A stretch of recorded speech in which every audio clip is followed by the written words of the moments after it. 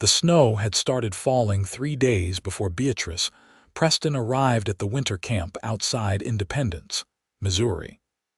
Her wagon laden with iron pots, sacks of flour, and enough dried beans to feed an army of hungry cowboys through the brutal winter of 1879. She had been doing this for 5 years now, ever since her father died and left her with nothing but his old wagon and a reputation for cooking meals that could warm a man's soul even when the wind cut through his coat like a knife. Every autumn, she would pack up her supplies and head to whichever ranch needed a winter cook, staying through the frozen months when cattle had to be watched day and night to keep them from freezing or wandering into ravines during blizzards.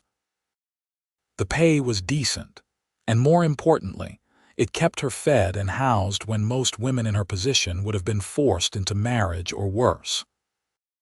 The Bar Cross Ranch stretched across thousands of acres of rolling Missouri prairie, and this winter they had hired 40 cowboys to watch over nearly 3,000 head of cattle. Beatrice had cooked for crews half this size before, but the foreman, a grizzled man named Samuel Hartwick, had offered her double her usual wages. She had not hesitated. As her wagon rolled into the camp, she could see the crude bunkhouses that had been thrown together for the season, along with a larger structure that would serve as the cookhouse. Smoke already rose from several chimneys, and men bundled in heavy coats moved between buildings, tending to horses or carrying firewood. They stopped what they were doing to watch her arrive, their faces showing various degrees of curiosity and relief. A winter camp without a decent cook was a miserable place indeed. Samuel Hartwick emerged from one of the bunkhouses, his breath forming white clouds in the frigid air. He was a practical man in his 50s, with a lined face that spoke of decades spent outdoors in all weather. "Miss Preston," he called out, raising a hand in greeting. "Glad you made it before the next storm hits. We have been eating Cookson's attempts at stew for the past week, and I think 2 men already threatened to quit." A younger man standing nearby turned red and scowled, but several others laughed. Beatrice climbed down from the wagon, her boots crunching in the snow. She was 26 years old, tall and strong from years of hard work, with dark blonde hair that she kept braided and pinned tightly to her head. Her face was honest and open, marked by laugh lines around her hazel eyes, though the prairie sun had also left its traces. She was not delicate or conventionally beautiful in the way that town ladies were, but there was something striking about her, a vitality and competence that drew attention. "I will have a proper meal ready by evening," she said, her voice carrying across the camp. "But I will need help unloading these supplies and getting the cookhouse ready." 4 men immediately volunteered, dropping what they were doing to assist her. Among them was a cowboy who stood a bit apart from the others. Tall and lean with dark hair that curled slightly at his collar beneath his worn hat. He moved with an easy grace that suggested strength without showiness, and when he grabbed one of the heavy sacks of flour from her wagon, hoisting it onto his shoulder as if it weighed nothing, Beatrice noticed the quiet efficiency in his movements. "Name is Yates Brennan," he said, meeting her eyes briefly. His voice was deep and steady, with a slight drawl that suggested he had come from further south. "Let me know where you want things, madam." She studied him for a moment, taking in the weathered face that looked to be in his late 20s, the clear gray eyes that seemed to notice everything without making a show of it. There was something different about him compared to the other cowboys, though she could not quite name it yet. "Inside the cookhouse, against the far wall," she said. "And I would appreciate it if everyone would stop calling me madam. Miss Preston or Beatrice will do fine."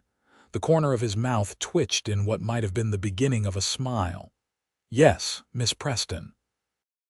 Over the next few hours, Beatrice worked to transform the cookhouse from a bare wooden structure into a functioning kitchen. The ranch had provided the basics: a massive iron stove, long tables with benches, and shelves for supplies, but everything needed to be organized properly.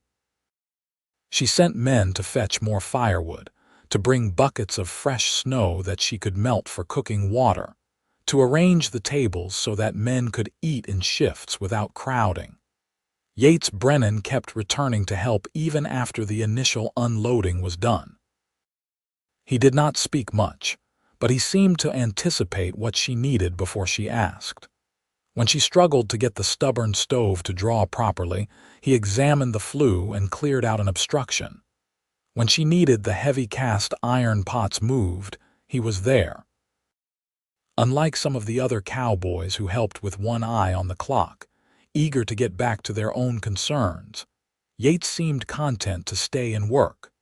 By late afternoon, Beatrice had a massive pot of beef stew simmering on the stove, filling the cookhouse with rich, savory smells. She had also mixed up several batches of biscuit dough, and these were baking in the oven, turning golden brown. The transformation was remarkable. What had been a cold, unwelcoming space now felt warm and almost homelike, with steam rising from the pots and the scent of good food driving away the harsh smell of raw wood and winter cold. The cowboys began arriving for supper before she even rang the bell, drawn by the smells.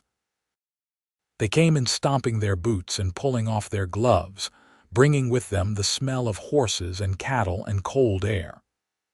Beatrice served them efficiently, ladling out generous portions of stew and handing out biscuits that were still hot from the oven. The men ate with the focused intensity of people who had been living on poor food for too long, and the sound of conversation and laughter gradually filled the room.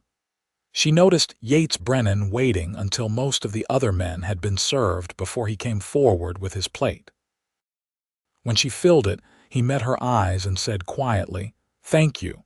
This is the best thing I have eaten in months." "You have not even tasted it yet," she replied, but she felt oddly pleased by his words. "Do not need to taste it to know," he said, and then he moved away to find a seat at one of the long tables. That first night set the pattern for the weeks that followed.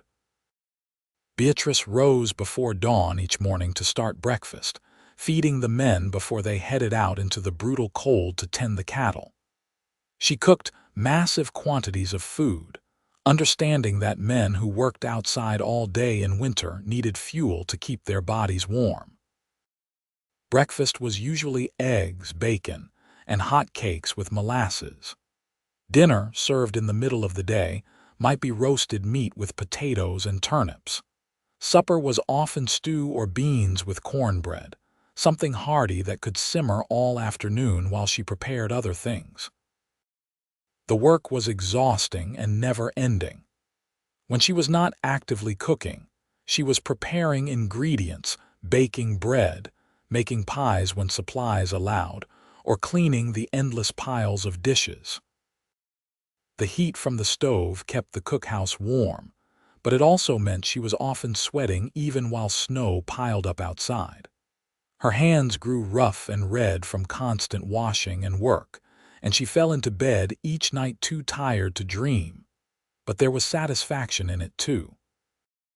She saw how the men looked forward to meals, how the quality of the food improved morale in the camp. She heard their jokes and stories as they ate, learned their names and personalities, became a fixture in their daily lives. Some of them flirted with her, awkwardly or boldly depending on their natures, but she deflected these attempts with practiced ease. She was here to work, not to find a husband, and most of the cowboys accepted this after a few polite rejections. Yates Brennan did not flirt with her. He was polite and respectful, always thanking her for meals, often staying after supper to help with dishes even though it was not required. He would roll up his sleeves and wash pots while she dried and put things away, and they fell into a comfortable rhythm. At first they worked in silence, but gradually they began to talk. She learned that he had grown up in Texas, the youngest of 6 children on a struggling ranch. His father had died when Yates was 14, and rather than burden his mother and older siblings, he had struck out on his own, working as a cowboy wherever he could find employment. He was 28 now, and he had spent more than half his life drifting from ranch to ranch, following the work. "Do you ever want something more permanent?" Beatrice asked one evening as they cleaned up after supper. Outside, the wind howled and threw snow against the windows, but inside the cookhouse, it was warm and bright with lamplight. Yates was quiet for a moment, scrubbing at a stubborn pot. "Sometimes," he said finally, "but wanting something and being able to have it are different things. I do not have the money to buy land, and most established ranches want men who will work for wages, not partners, so I keep moving." "That sounds lonely," she said softly. He glanced at her, and there was something in his gray eyes that made her breath catch. "It is," he admitted, "but you get used to it, or you tell yourself you do." Beatrice understood that feeling more than she wanted to admit. Her life was not so different, moving from ranch to ranch each winter, never putting down roots. She had a small room in a boarding house in Independence where she spent the warmer months, taking in sewing and laundry to make ends meet, but it was not really a home. Just another temporary stopping place. The winter deepened, and the work became harder. Blizzards swept across the prairie with terrifying regularity, sometimes lasting for days. During the worst storms, cowboys who had been out checking on cattle would stumble back to camp half frozen, their faces covered with ice, their fingers and toes dangerously cold. Beatrice would have hot coffee and food ready, and she learned to watch for the signs of frostbite, sending men to the bunkhouse to warm up gradually rather than too quickly. 3 men suffered serious frostbite before Christmas, and one lost 2 toes. Beatrice helped the ranch's rough medic tend to them, holding men down while frozen flesh was treated, bringing hot soup and tea to help warm them from the inside. She sat with them during their recovery, talking to distract them from the pain, reading aloud from the few books available in camp. Yates was often there too, checking on his fellow cowboys, bringing firewood or fresh water, making himself useful. She noticed that the other men respected him, coming to him with problems or questions even though he held no official position of authority. He had a quiet steadiness that inspired confidence, and he never spoke more than necessary, which made his words carry weight when he did speak. 2 days before Christmas, a particularly vicious storm struck. The temperature dropped so low that water froze in buckets within minutes, and the wind was strong enough to knock a man off his feet. Samuel Hartwick ordered everyone to stay in camp unless absolutely necessary, and the cowboys huddled in the bunkhouses, trying to stay warm. Beatrice kept the cookhouse open all day, keeping the stove roaring hot and pots of coffee constantly brewing. Men drifted in and out, grateful for the warmth and the company. She made a massive pot of chili and several pans of cornbread, knowing that eating helped people stay warm. As evening fell and the storm showed no signs of letting up, she realized that one man was missing. Tommy Fletcher, a young cowboy barely 20 years old, had gone out before the storm hit to check on some cattle in a distant pasture, and he had not returned. Samuel Hartwick was organizing a search party, but the conditions were so dangerous that even experienced men were reluctant to go out. "We will give it another hour," Samuel said, his face grim. "If he is not back by then, we will have to assume he found shelter somewhere and wait for the storm to pass." Beatrice felt her stomach clench with worry. Tommy was a sweet, naive boy from Ohio, experiencing his first real winter in the West. He had told her stories about his family's farm, about the girl he hoped to marry when he had saved enough money. The thought of him lost in the storm made her feel sick. Yates appeared at her elbow, fully dressed for the weather. "I am going to look for him," he said quietly, not asking permission. "The foreman said to wait," Beatrice said, though her heart was not in the protest. "If I wait, he will be dead," Yates said simply. "I know which pasture he was checking. If I leave now, I can be back before full dark." She wanted to beg him not to go, to tell him it was too dangerous, that one dead man was better than two. But she knew he was right, and she knew he would go regardless of what she said. So instead, she gripped his arm and said, "Be careful, please."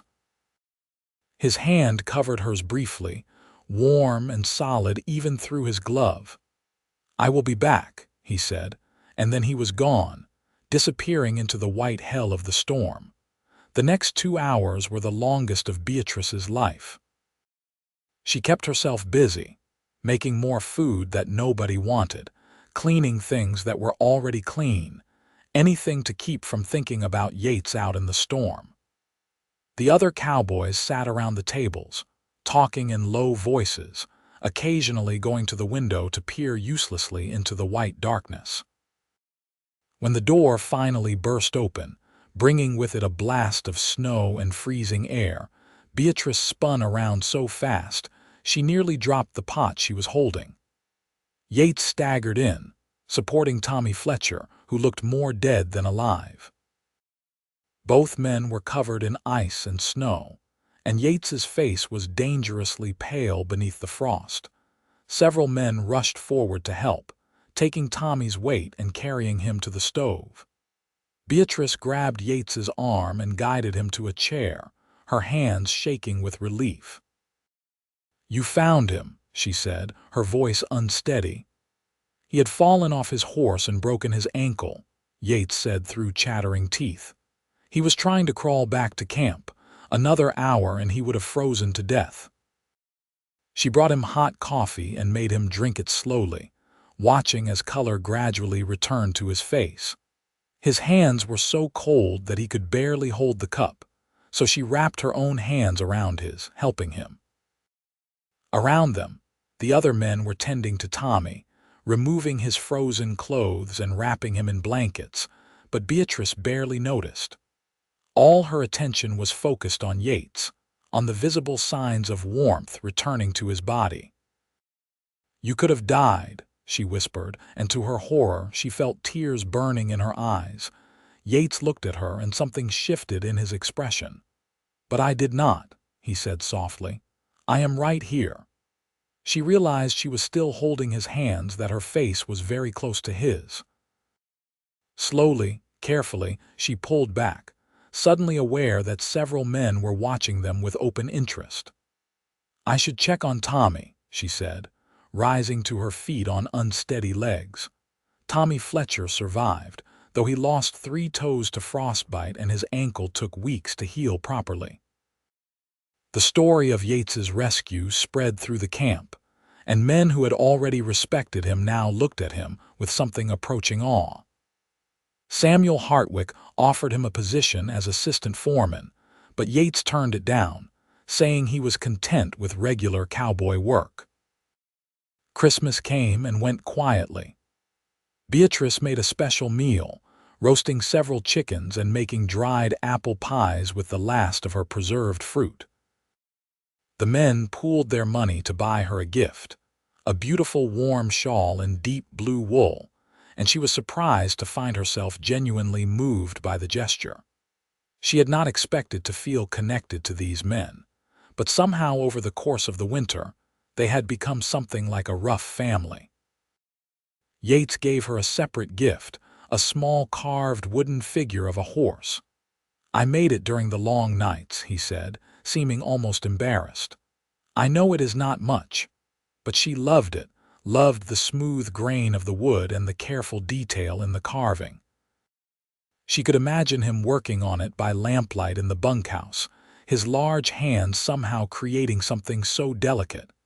"It is perfect," she said, closing her fingers around it. "Thank you." January arrived with more brutal cold and more storms. The cattle were suffering, and several men were injured in various accidents. A horse rolling on someone, another man getting kicked, a third falling and hitting his head on frozen ground. Beatrice tended to them all, and she began to feel the weight of responsibility pressing down on her shoulders. These men depended on her not just for food but for comfort, for a sense of normalcy in the harsh winter conditions. Yates had become her anchor during this time. He was always there when she needed help, always steady and calm no matter what crisis arose.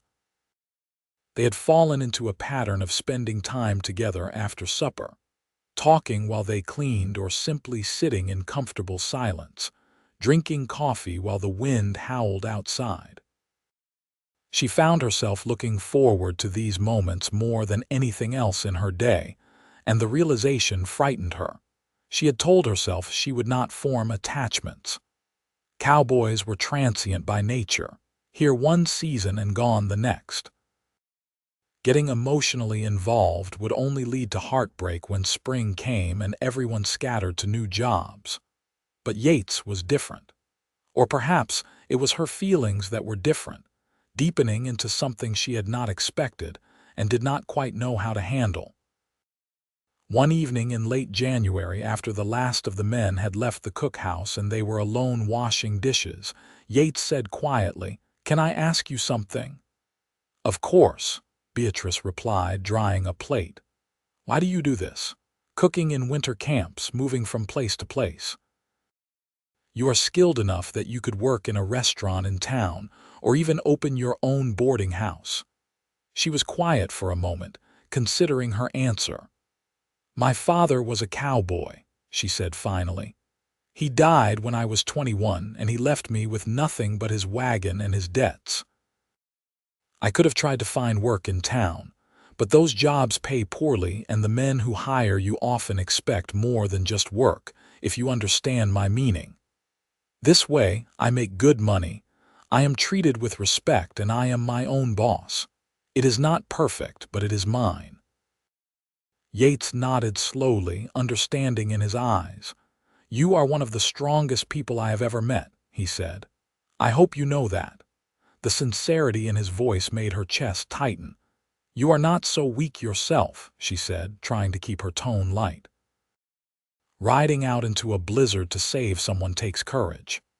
"That was not courage," he said. "That was just doing what needed to be done. Real courage is choosing to keep going when you have every reason to give up. You have that." Their eyes met across the dimly lit cookhouse, and Beatrice felt the air between them change, become charged with something unspoken. She saw the way he was looking at her, with an intensity that made her heart race, and she knew that whatever was happening between them had moved beyond friendship into something deeper and more dangerous. "Yates," she started to say, but she did not know how to finish the sentence. He stepped closer, and she could smell the clean scent of soap and wool that clung to him. "I know I should not say this," he said, his voice low. "I know you are here to work, and you have made it clear you are not interested in the men's attention. But I need you to know that you have become important to me. These evenings with you are the best part of my days. And if I am making you uncomfortable, tell me now and I will stop helping. I will keep my distance, but I had to say it at least once." Beatrice's hands had started trembling and she set down the dish she was holding before she dropped it. "You are not making me uncomfortable," she whispered. "That is the problem. I look forward to our time together too. I think about you when you are out on the range. I worry when storms come. And that terrifies me because in a few months, winter will end and we will both move on and this will all be over." "Does it have to be?" Yates asked, and now he was close enough that she could feel the warmth radiating from his body. "Does it have to end when spring comes?" "What are you suggesting?" She hardly dared to hope she understood correctly. I am suggesting that maybe we could find a way to stay together. I do not know how yet. I do not have much to offer, but I am good with horses and cattle. I can find work anywhere. If you wanted to settle somewhere, I could work to support us. Or if you want to keep cooking at winter camps, I could come with you. I just know that I do not want to lose you when this season ends." Tears blurred her vision, but she was smiling. "You barely know me," she said, though her heart was singing. "I know that you work harder than anyone I have ever met. I know that you are kind to men who are hurting, patient with the young ones who are homesick, and tough when someone needs to hear hard truths.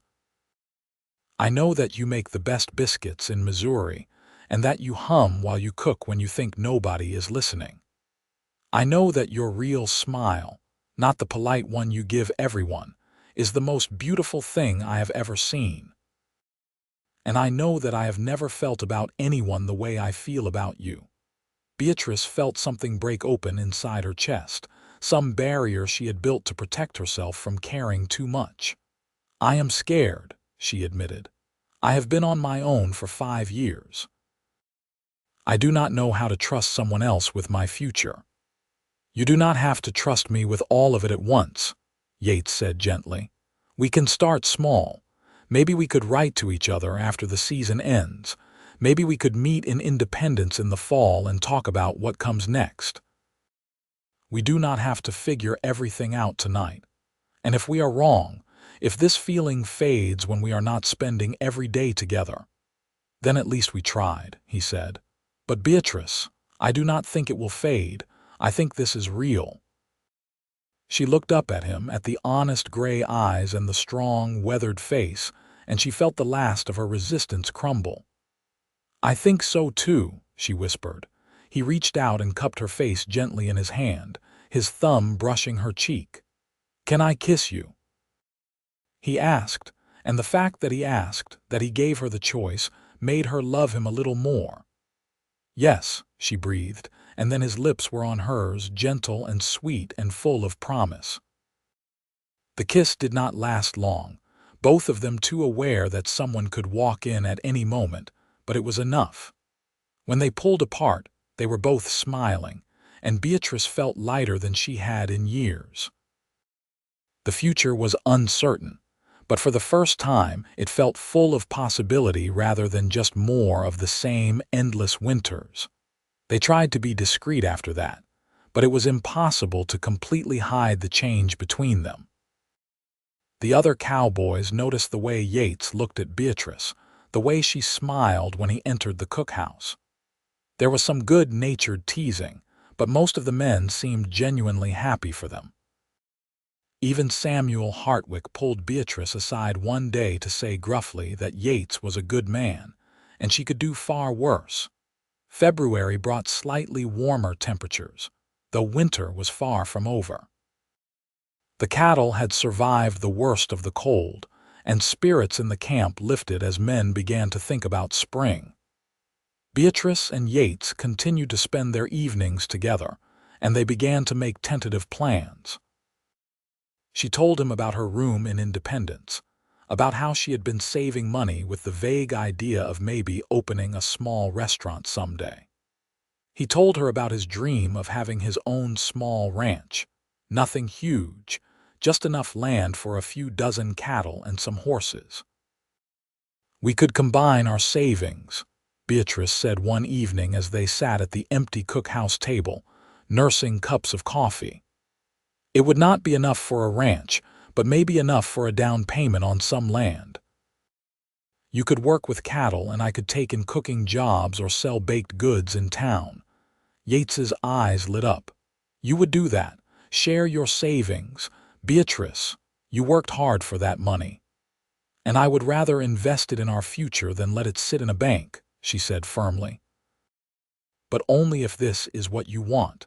I need to know you are serious about this, about us." He reached across the table and took her hand. "I have never been more serious about anything in my life," he said. "The thought of spending my life with you is the best thing I can imagine." They sealed the agreement with a kiss, and Beatrice felt her future suddenly clicking into place.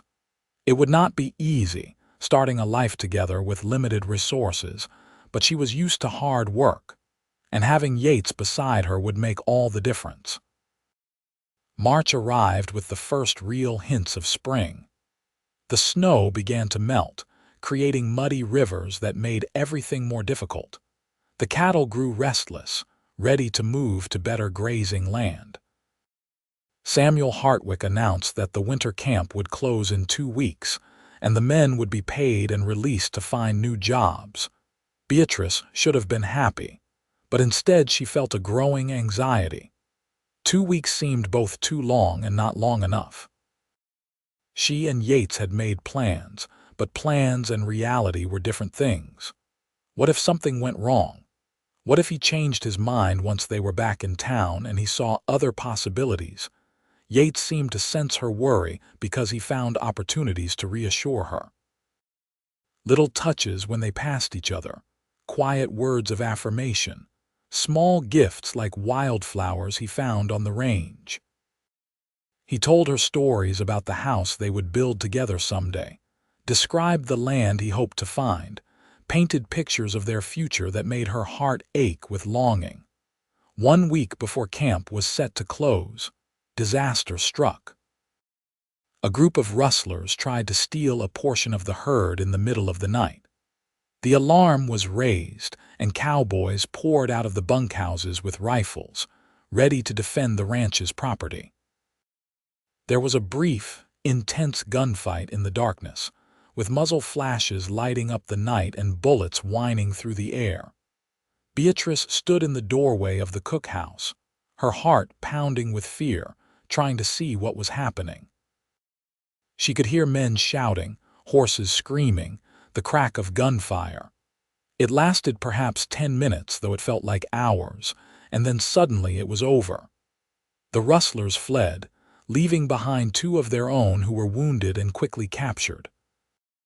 The cowboys returned to camp victorious, but 3 men had been hit by bullets. One had only a graze on his arm, nothing serious. The second had taken a bullet in the shoulder and needed immediate medical attention. The third was Yates. When Beatrice saw 2 men helping him walk back to camp, his shirt dark with blood, her vision went white at the edges. She ran to him, her hands reaching out to assess the damage even as terror clawed at her throat. "How bad?" she demanded, her voice sharp with fear. "Just a crease along my ribs," Yates said, though his face was pale and tight with pain. "Looks worse than it is."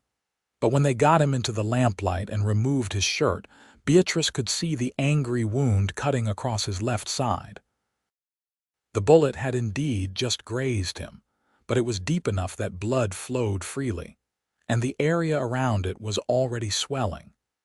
She sent someone running for the camp's medical supplies while she pressed clean cloth to the wound, trying to stanch the bleeding. Yates hissed in pain but did not pull away. "I am all right," he said, his eyes finding hers. "Beatrice, I am all right." "You could have been killed," she said, and her voice cracked on the words. "You could have died and I would have lost you before we even had a chance." "But I did not die," he said, reaching up with his good hand to touch her face. "I am right here." She cleaned and bandaged the wound with shaking hands, doing her best to be gentle even though she wanted to shake him for scaring her so badly. The other injured men were tended to, and eventually the excitement died down. The captured rustlers were tied up to be handed over to the law in the morning. Guards were posted to prevent any further attempts, and the camp settled into uneasy rest. Beatrice insisted that Yates stay in the cookhouse that night where she could watch him.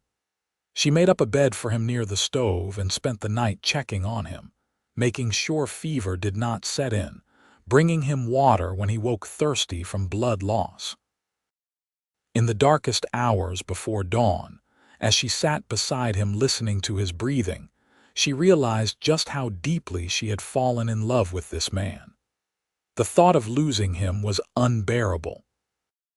When he woke in the morning, he found her asleep in a chair beside him. her hand resting on his chest as if to assure herself he was still breathing. He watched her for a long moment, taking in the tired lines around her eyes, the way her hair had come loose from its braid, the curve of her mouth even in sleep.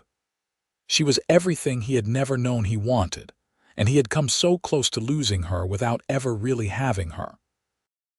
"Beatrice," he said softly, and her eyes flew open immediately, alert despite her exhaustion. "How do you feel?" she asked, already reaching to check his forehead for fever. "Sore," he admitted, "but alive, thanks to you."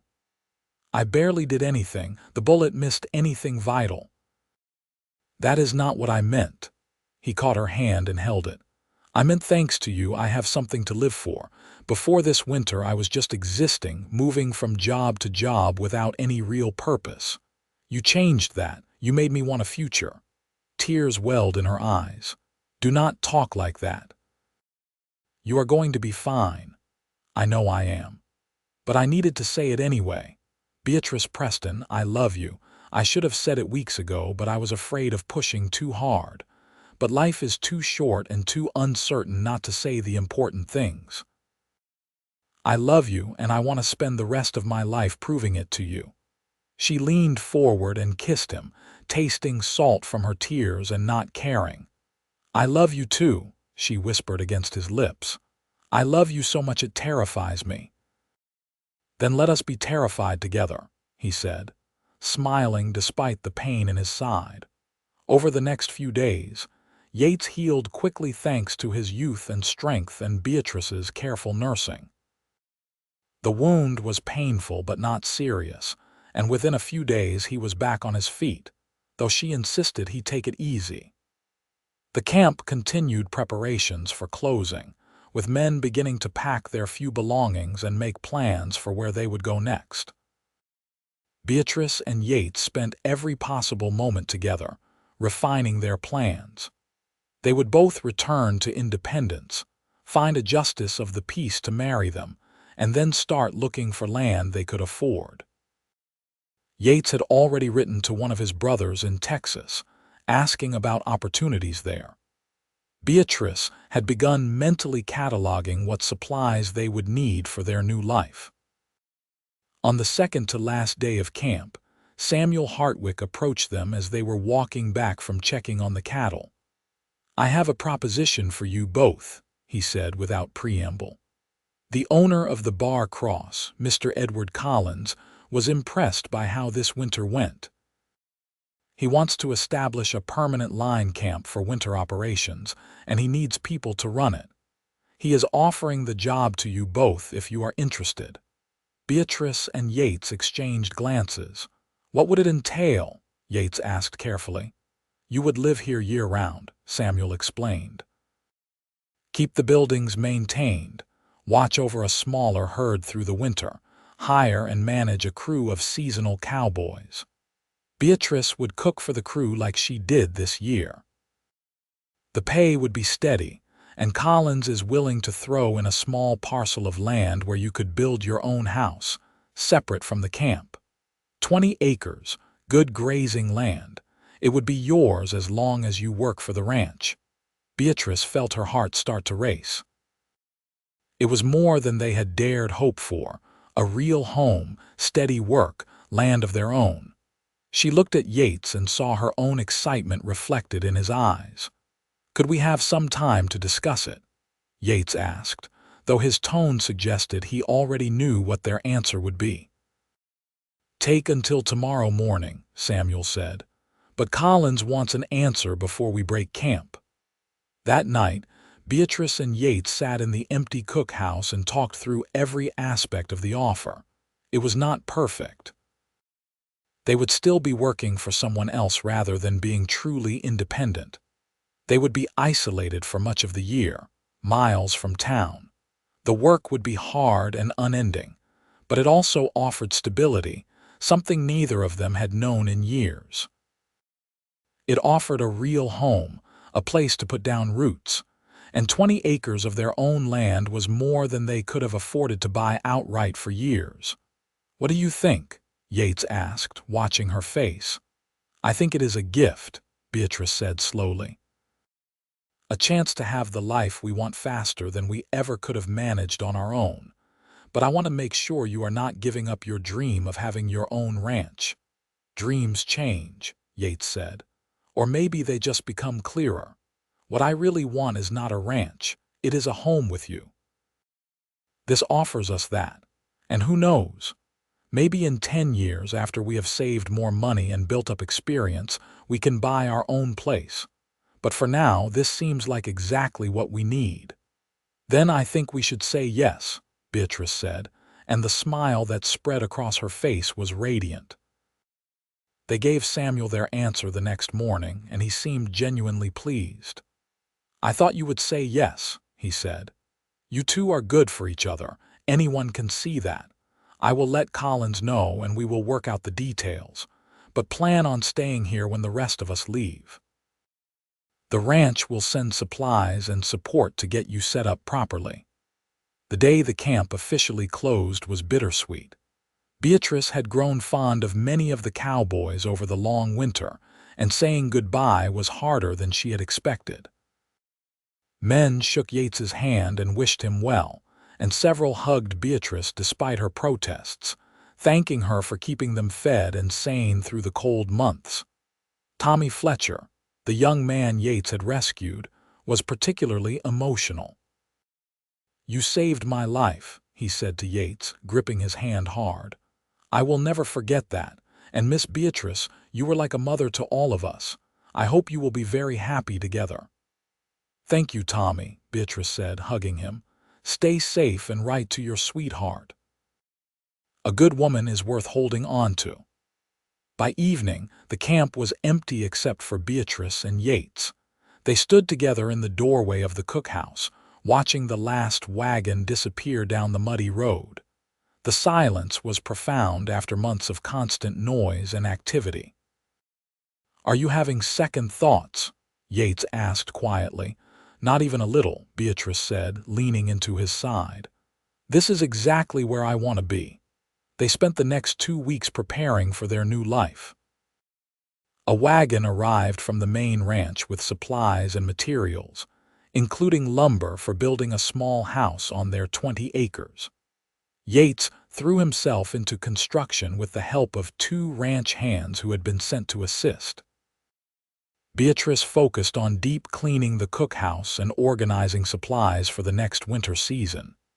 In the evenings, exhausted from hard physical labor, they would sit together and talk about everything and nothing. They discussed what their house should look like, what they would name the children they hoped to have someday, what they would plant in the garden Beatrice wanted to start. They were building not just a house but a whole life, brick by brick and word by word.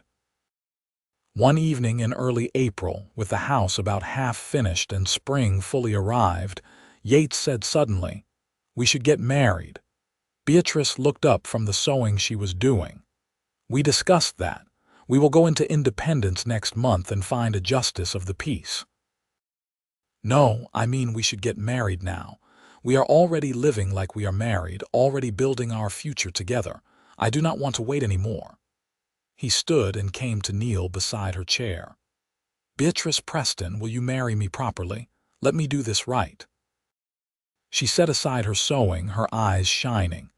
"I already said yes weeks ago." "I know, but I wanted to ask again. You deserve to be asked properly." He pulled something from his pocket, a simple gold band that looked old and worn. "This was my grandmother's ring.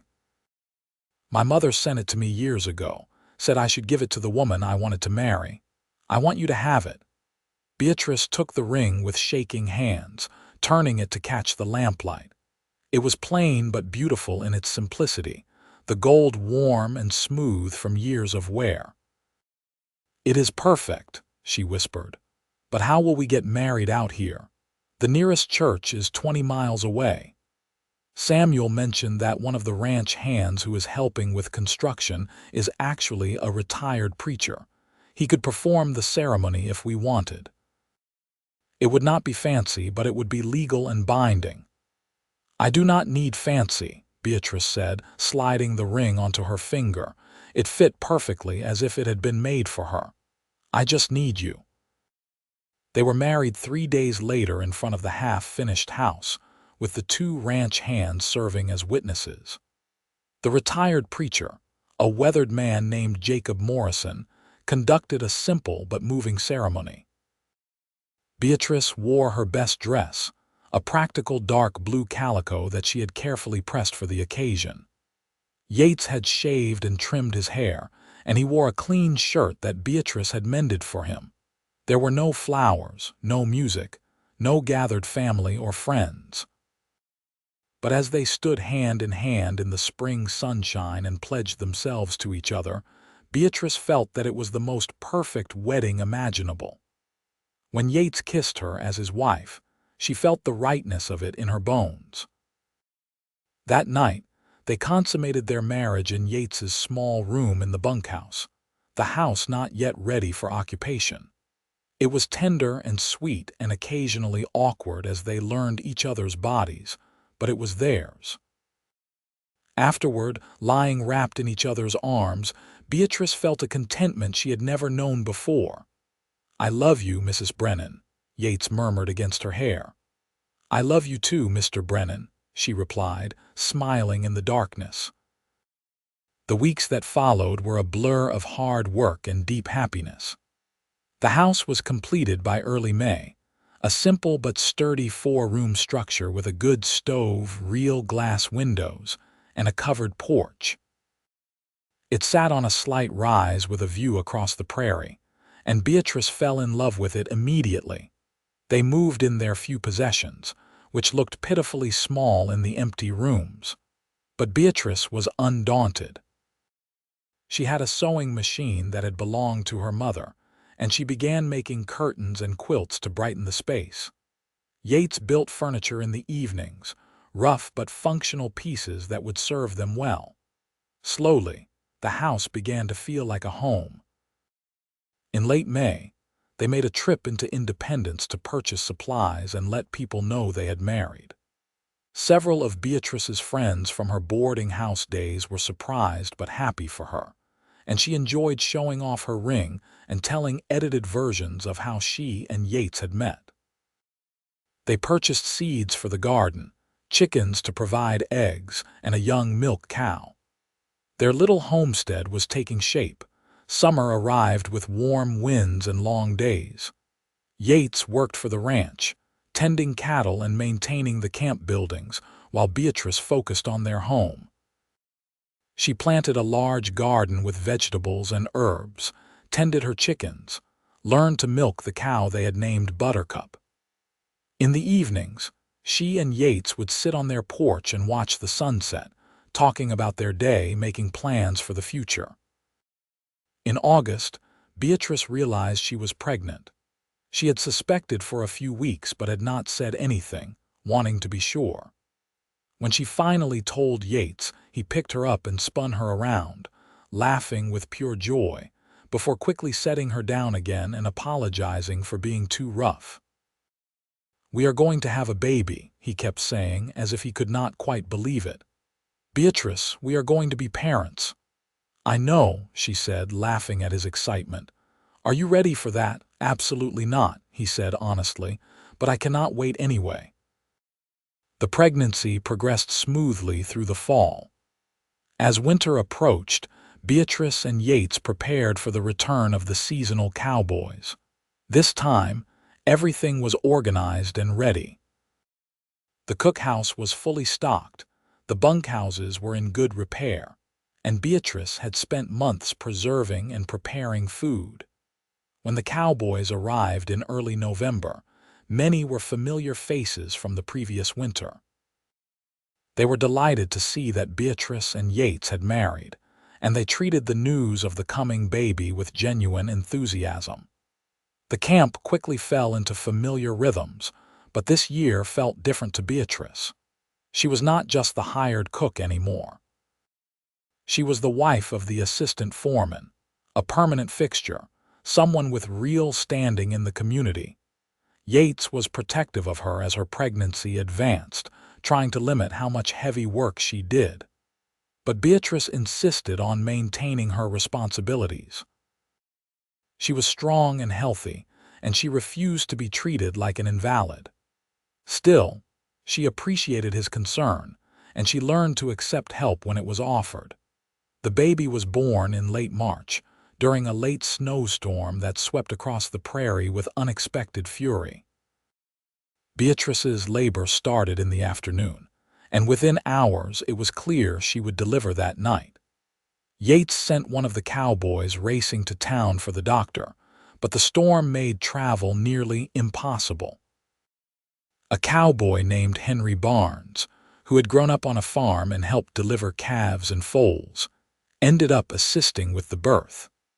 It was long and difficult, with Beatrice laboring for nearly 12 hours before finally delivering a healthy baby boy just before dawn. Yates, who had been pacing outside the bedroom for hours, was finally allowed in to meet his son. Beatrice, exhausted but radiant, held the baby against her chest. "What should we name him?" she asked softly. Yates touched the baby's impossibly tiny hand, his eyes suspiciously bright. "What about Joseph, after your father?" She felt tears slip down her cheeks. "Joseph Brennan. That is perfect." The doctor arrived hours later after the storm had passed to check on mother and baby. He pronounced them both healthy and told Beatrice she had done remarkably well. The cowboys, who had been waiting anxiously for news, celebrated with whoops and hollers when Yates emerged to announce the birth of his son. Life with a newborn was chaotic and exhausting, but Beatrice and Yates navigated it together. She continued to cook for the camp, though with modifications. Some of the cowboys volunteered to help with meal preparation, and everyone pitched in to make sure she had time to rest and care for Joseph. The baby became the camp's unofficial mascot, passed around carefully among the men, who competed to make him smile. As spring arrived and the seasonal cowboys prepared to leave, Beatrice reflected on how much her life had changed in just over a year. She had gone from a solitary cook, moving from place to place with no real home, to a wife and mother with a house and land of her own. She had found love in the last place she expected it, and she had built a life that felt solid and real. One evening, after Joseph had been put to bed and they sat together on their porch watching the stars, Yates said, "Do you ever regret it? Giving up your independence to tie yourself to me and this place?" Beatrice looked at him in surprise. "Never. Why would you think that? You had made a life for yourself. You were successful and self-sufficient. Now you are tied to a ranch in the middle of nowhere, with all the responsibilities that come with a husband and child." She took his hand and squeezed it. "I did not give up my independence. I chose to share my life with you. That is completely different. And yes, my life has changed, but it has changed in ways I never could have imagined. I am happier now than I ever was moving from place to place. This is home. You are home." He lifted her hand to his lips and kissed it. "I feel the same way. Before I met you, I was just drifting. Now I have a purpose, a reason to build something lasting." "We built it together," she reminded him. "That is what makes it strong." The years that followed brought both joys and challenges.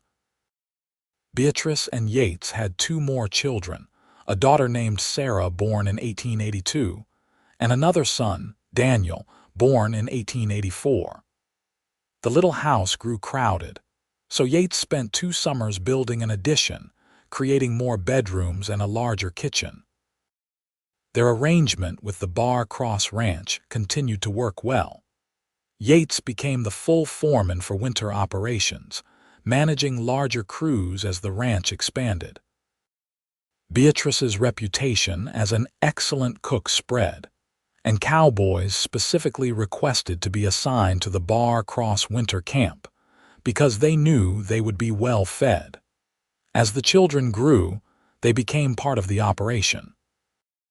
Joseph, serious and responsible like his father, began helping with the cattle as soon as he was old enough. Sarah had inherited her mother's talent for cooking and her father's head for numbers, keeping meticulous records of supplies and expenses. Daniel was the adventurous one, always exploring, always asking questions, always getting into minor trouble that made his parents shake their heads in exasperation and affection. The 20 acres that had seemed so generous in the beginning gradually expanded as the ranch owner, impressed by their hard work and loyalty, allowed them to purchase adjacent parcels at favorable prices.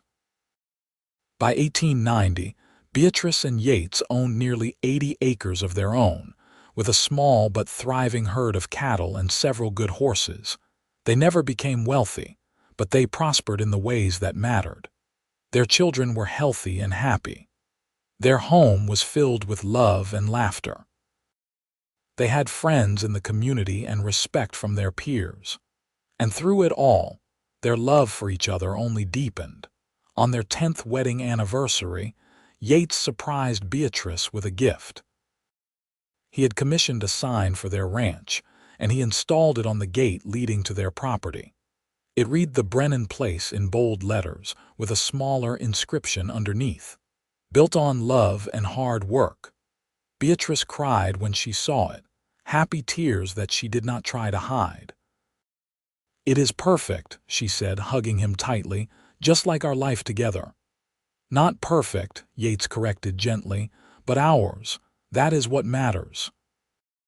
As they stood together looking at the sign, with their children playing nearby and the prairie stretching out endlessly around them, Beatrice thought about the frightened, lonely woman she had been when she first arrived at the winter camp all those years ago.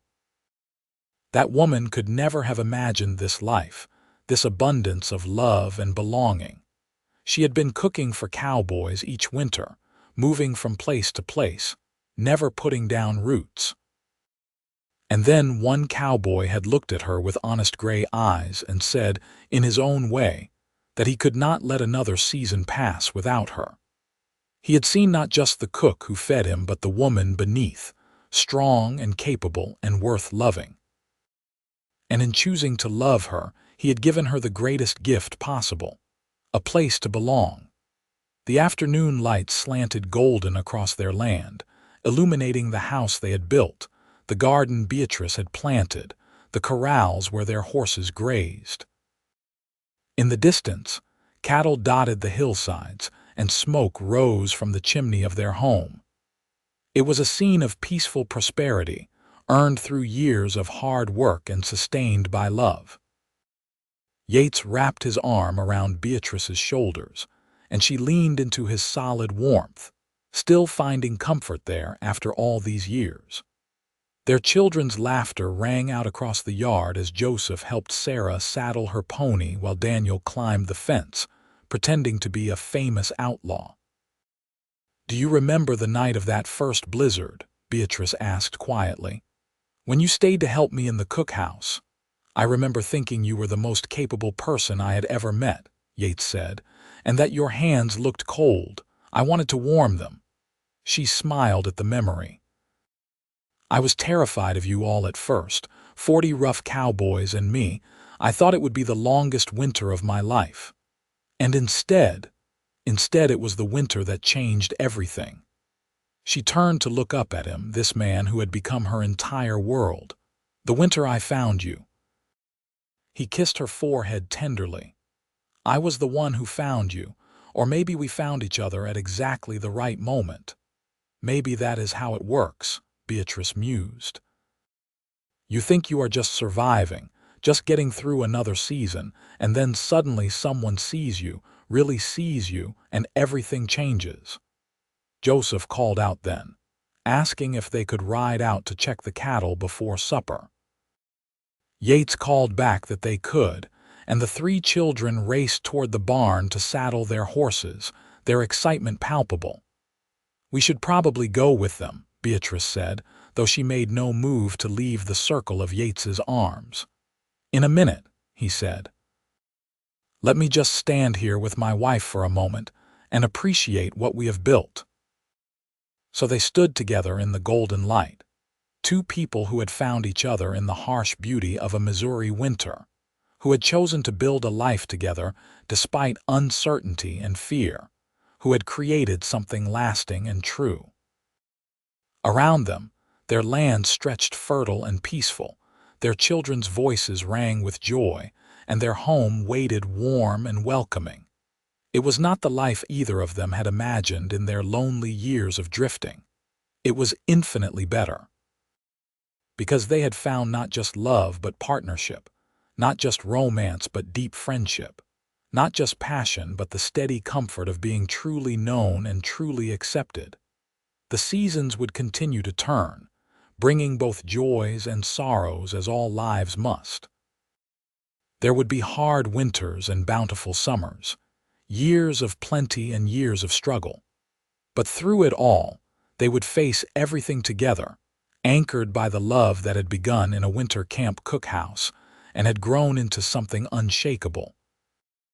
As the sun dipped toward the horizon, painting the sky in shades of orange and pink, Beatrice and Yates finally walked hand in hand toward the barn to join their children. Behind them, their house stood solid and welcoming, a testament to everything they had built together. The sign at the gate proclaimed their success to anyone who might pass by, but the real measure of their happiness was visible in smaller things. The well-tended garden, the sturdy fences, the children's laughter, the way Beatrice and Yates moved in comfortable synchronization after years of partnership. That evening, after the cattle had been checked and the children had been fed and tucked into bed with stories and kisses, Beatrice and Yates sat together on their porch as they did most nights. The stars were emerging overhead, brilliant and uncountable against the darkening sky. "Tell me something I do not know about you," Beatrice said, a game they sometimes played even after years of marriage, always finding new layers to discover in each other. Yates thought for a moment. "I started carrying that piece of wood for your horse carving almost 2 months before I actually gave it to you. I kept chickening out, thinking it was too presumptuous or that you would think it was silly." Beatrice laughed softly. "I treasure that carving. It sits on my dresser where I see it every morning." She paused, then added, "I knew I was in love with you the night you went out in the blizzard to find Tommy. When you walked back in, covered in ice, I realized that the thought of losing you was unbearable. It terrified me because I had promised myself I would not fall for any cowboy, and there you were, being brave and good, and I was lost." "I knew earlier than that," Yates admitted. "It was about 3 weeks after you arrived. You were singing while you kneaded bread, something about a mockingbird, and the afternoon light was coming through the window making your hair shine like gold. You looked so at home, so content in your work, and I thought, I want to listen to her sing for the rest of my life. That was when I knew." They sat in comfortable silence for a while, listening to the night sounds of the prairie, the distant call of an owl, the soft lowing of cattle, the whisper of wind through grass. It was the soundtrack to their life together, familiar and beloved. "Do you think the children understand how lucky we are?" Beatrice asked eventually. "They have only known stability and love. They do not know what it is like to be alone and uncertain about the future." "That is as it should be," Yates said firmly. "We struggled so they would not have to. We built this so they would have a foundation to stand on." "You are right, of course," Beatrice smiled. "I just hope they appreciate it. They will, eventually. Maybe not until they have children of their own and understand what it means to create a home and a life from almost nothing. But they will."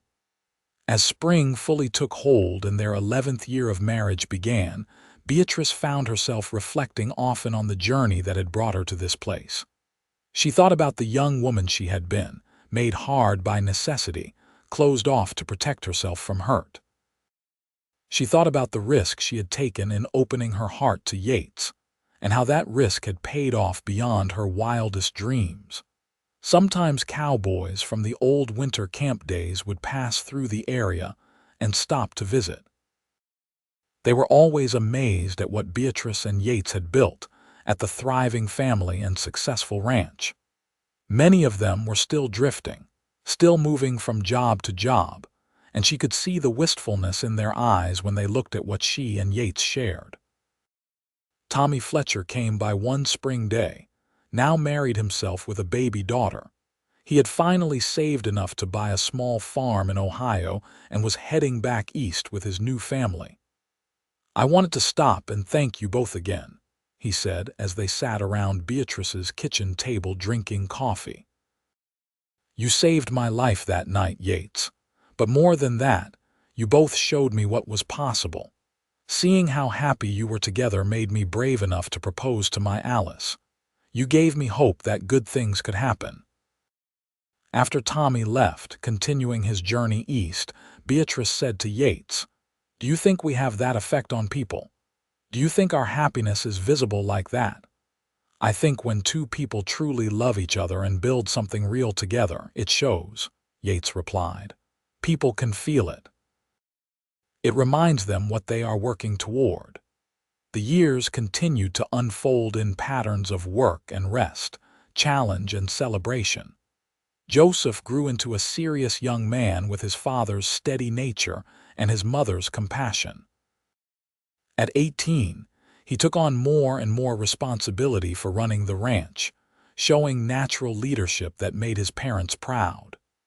Sarah developed into a talented cook and a shrewd businesswoman, talking about opening a restaurant in town someday. Daniel, the youngest, surprised everyone by showing a talent for horse training, able to gentle even the most skittish animals with patience and skill. Beatrice and Yates aged gracefully into their 40s, their bodies marked by years of hard work but their spirits still vital and engaged. Beatrice's hair developed silver streaks that she refused to hide, and Yates's face grew more lined, but they still looked at each other with the same love and desire that had brought them together all those years ago. In 1895, when Beatrice was 42 and Yates was 44, they celebrated their 16th wedding anniversary with a large party. Cowboys from past winter camps came from miles around, along with friends from Independence and neighboring ranches. The party lasted all day, with food and music and stories told and retold until everyone was laughing too hard to continue. As evening fell and guests began departing, Samuel Hartwick, now retired but still spry, pulled Beatrice and Yates aside. "I knew it," he said, grinning. "That first winter, I saw something between you two. I told Mr. Collins that if we could get you both to stay permanently, it would be the best decision the ranch ever made. And I was right. Look at what you have built here.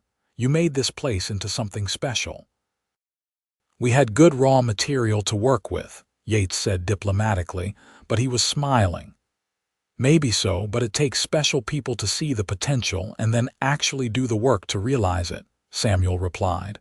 "You too did that, and you raised fine children in the process. That is something to be proud of."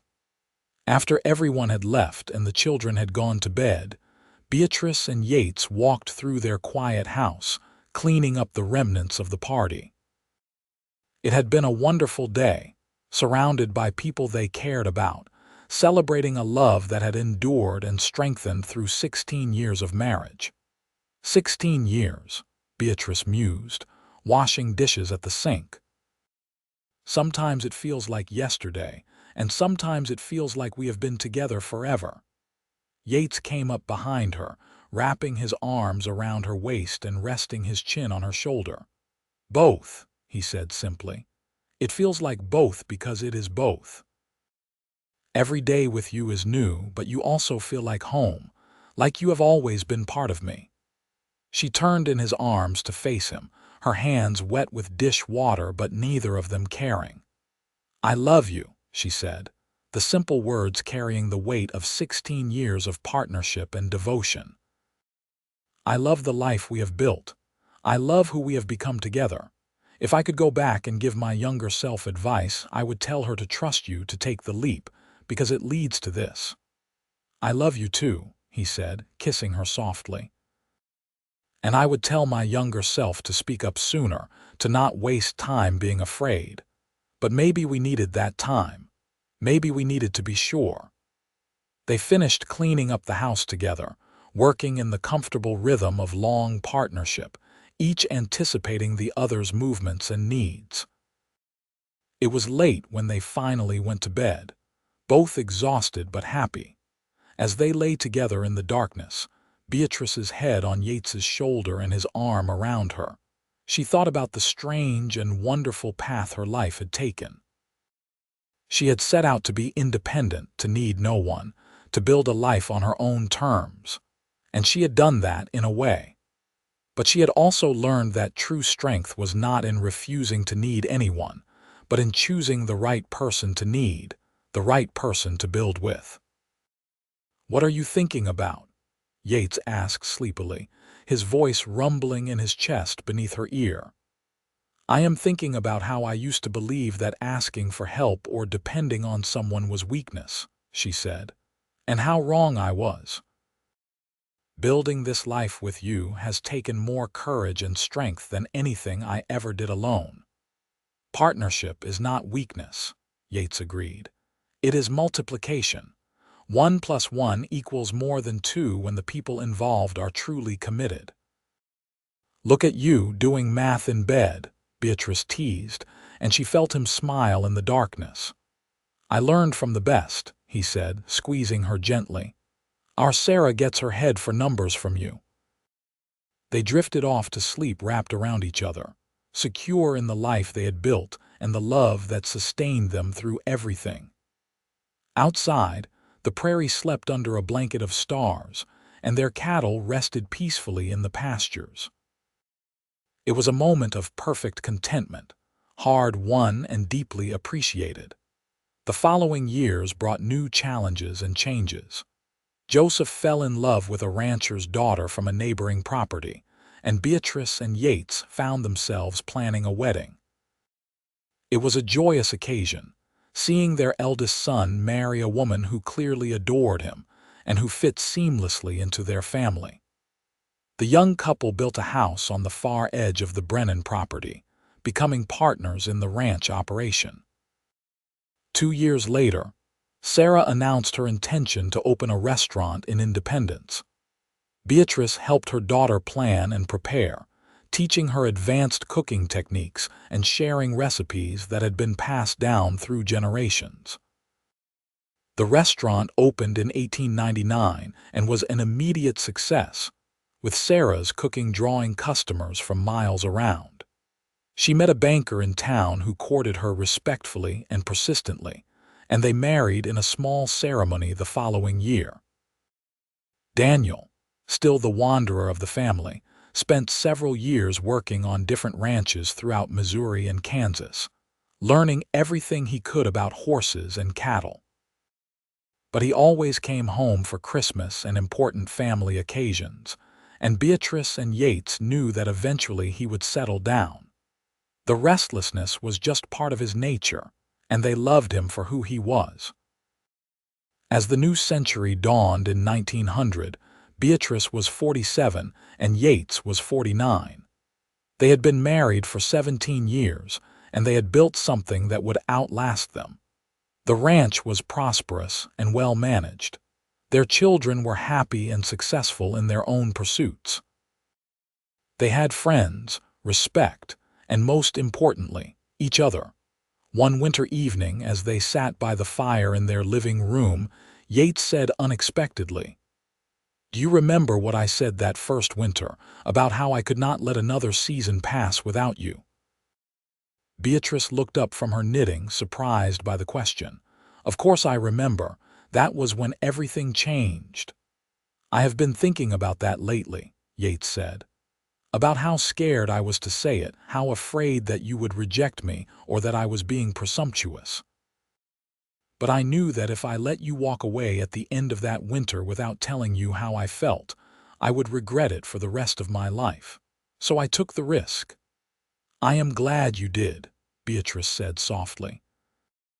"I was falling in love with you too, but I was so afraid of getting hurt that I might never have said anything.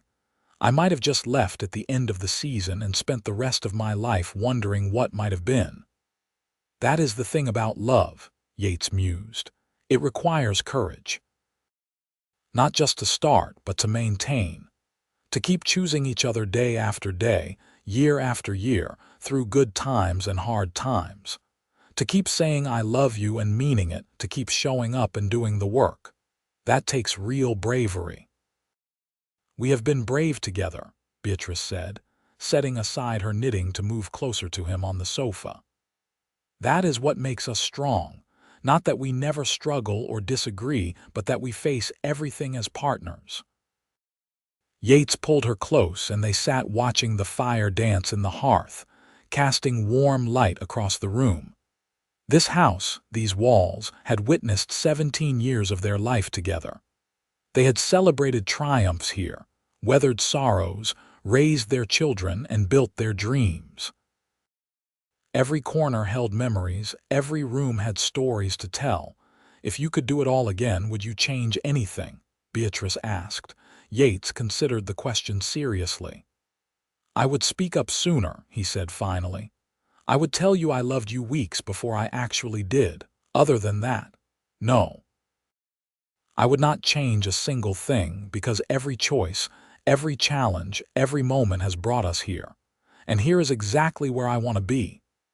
Beatrice kissed him then, a kiss that held 17 years of love and partnership and commitment. "Here is where I want to be too," she whispered. "Always with you." As they grew older together, their love took on new dimensions. The fiery passion of their early years mellowed into something deeper and more enduring, a love based not just on attraction but on profound knowledge and acceptance of each other. They knew each other's flaws and loved each other anyway. They had seen each other at their worst and their best. They had built a life together through sheer determination and mutual support. Joseph and his wife gave them their first grandchild in 1901, a baby girl they named Beatrice after her grandmother. Holding her tiny namesake for the first time, Beatrice felt tears streaming down her face. This was continuity. This was legacy. Her granddaughter would grow up on this land that she and Yates had worked so hard to build, would hear stories about her grandparents' love, would benefit from everything they had created. "We did this," Yates said, standing beside her and looking down at the baby with wonder. "All of this started because we were brave enough to love each other." "Best decision I ever made," Beatrice said, her voice thick with emotion.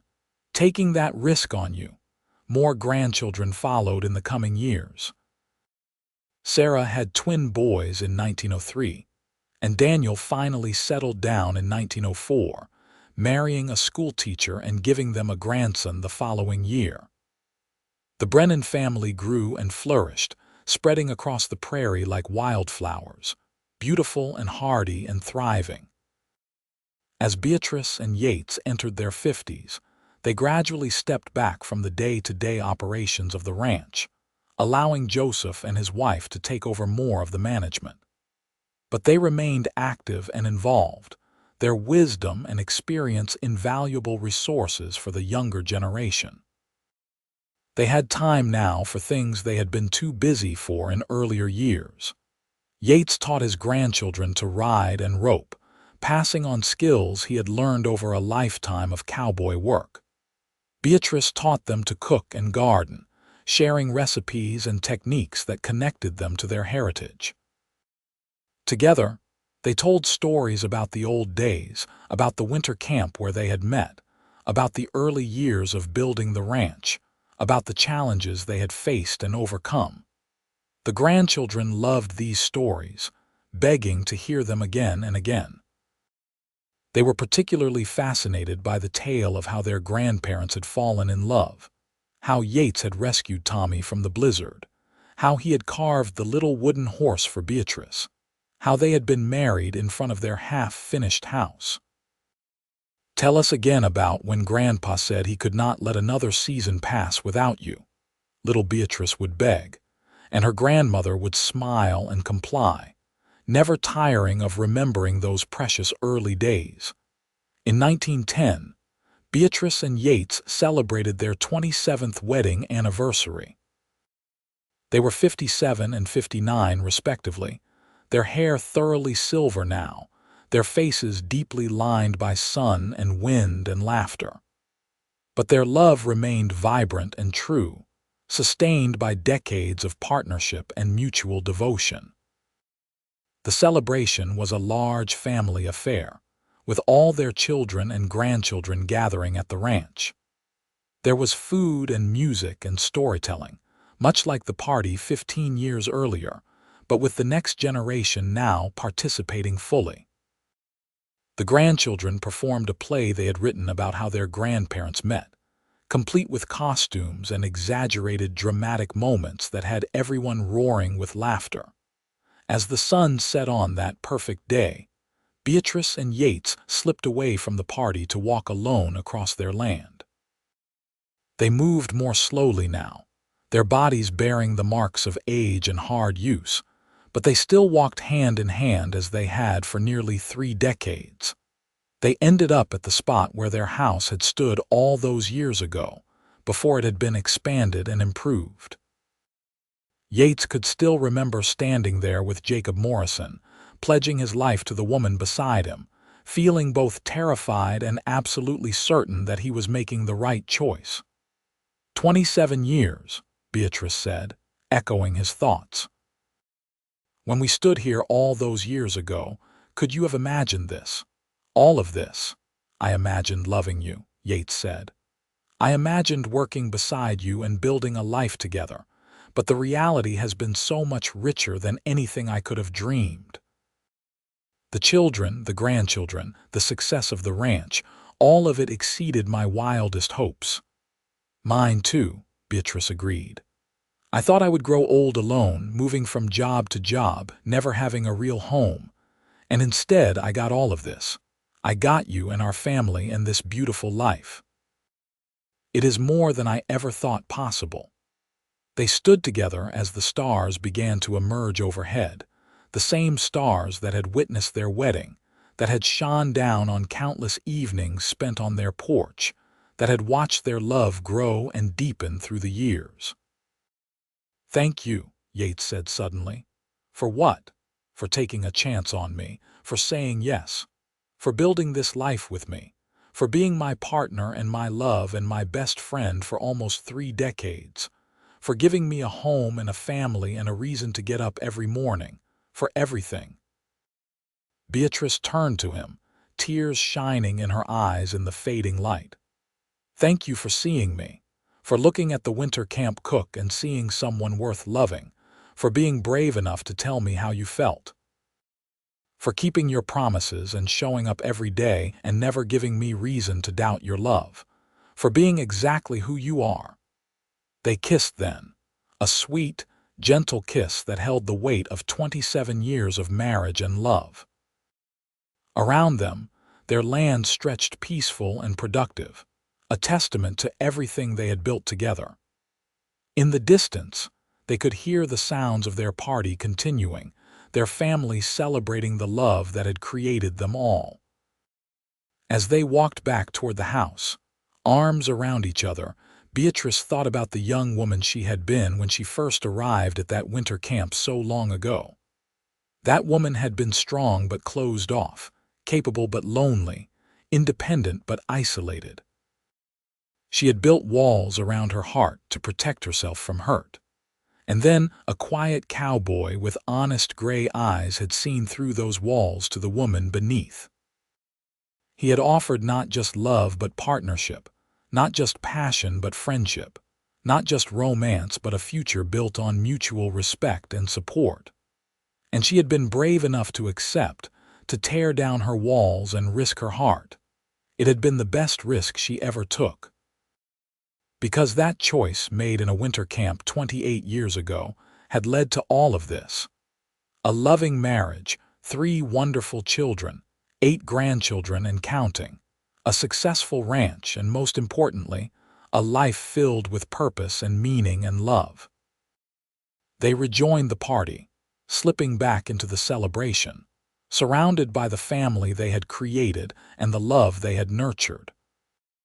And as Beatrice looked around at the faces of her children and grandchildren, at the man beside her who had been her partner in all things for nearly 3 decades, she felt a profound gratitude for the twists of fate that had brought her to that winter camp, to that cookhouse, to Yates. She had cooked for cowboys each winter, moving from place to place, never settling down. And then one cowboy had looked at her and seen not just a cook but a future. He had found the courage to say he could not let another season pass without her. And in that moment, both of their lives had changed forever, leading them to this beautiful, improbable, perfect life they had built together.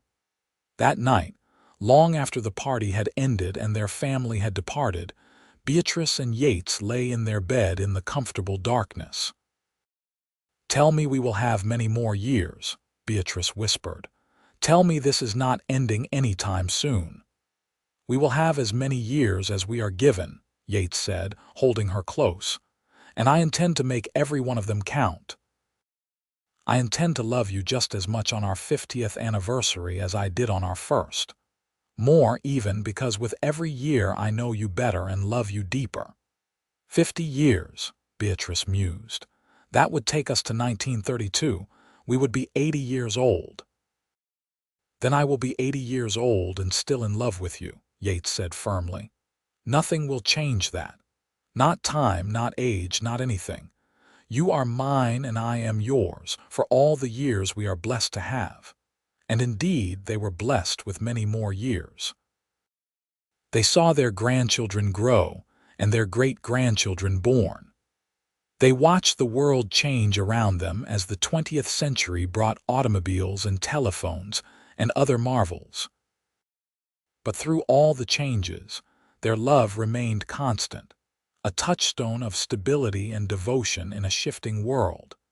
They did make it to their 50th anniversary in 1932, both of them more fragile now but still sharp-minded and deeply in love. The celebration was enormous, with family traveling from several states to honor the couple who had built such an impressive legacy.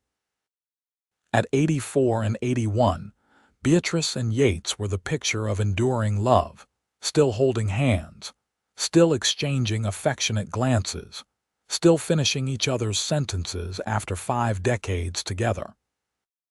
Yates died peacefully in his sleep in 1935 at the age of 84 with Beatrice holding his hand. His last words to her were, "Thank you for every day. I would do it all again in a heartbeat." Beatrice was devastated by his loss, but also profoundly grateful for the 52 years they had shared.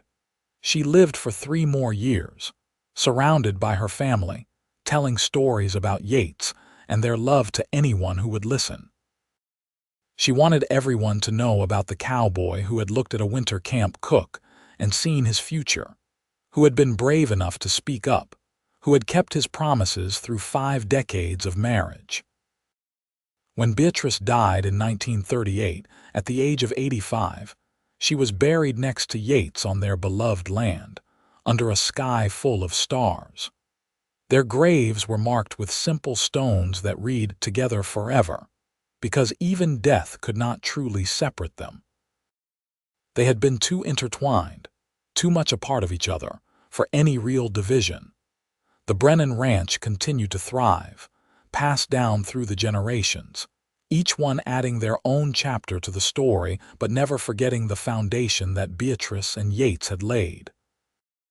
The story of how they met and fell in love became family legend, told and retold, a reminder that sometimes the greatest love stories start in the most unexpected places, between 2 people brave enough to risk their hearts. And somewhere under those prairie stars, if you believed in such things, 2 spirits walked hand in hand across the land they had built together, their love having transcended even death itself. eternal and unshakable, a testament to the power of choosing love even when it is frightening, of building a life together brick by brick and day by day, of keeping promises and showing up and doing the work that real love requires. Their legacy was not just the ranch or the family they had created, but the example they had set of what true partnership could be. They had shown that love is not just a feeling but a choice, made again and again, day after day, year after year. They had proven that two people, starting with almost nothing but determination and love, could build something beautiful and lasting. And it all started because one winter, a skilled cook arrived at a cattle camp, and a quiet cowboy looked at her and knew he had found his home. Because he was brave enough to say he could not let another season pass without her, and because she was brave enough to say yes.